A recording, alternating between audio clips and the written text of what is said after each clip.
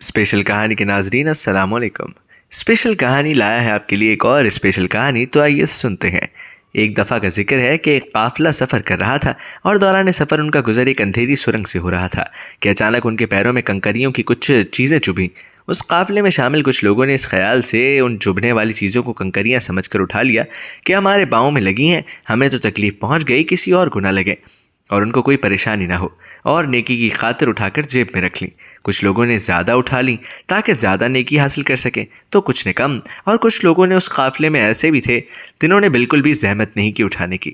جب وہ قافلے کے لوگ سرنگ سے باہر نکلے تو وہ سب یہ دیکھ کر حیران رہ گئے کہ جو کچھ انہوں نے کنکریاں سمجھ کر اٹھایا تھا وہ سب کنکریاں نہیں بلکہ بہت ہی قیمتی ہیرے تھے۔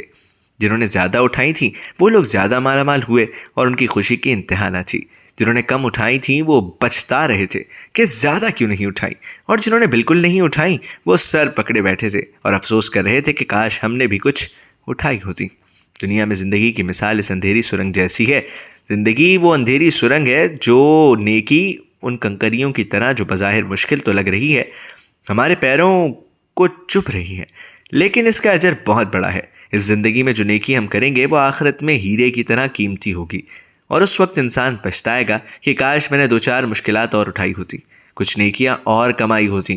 اے کاش اللہ ہم سب کو نیکیاں کمانے کی توفیق عطا فرمائے۔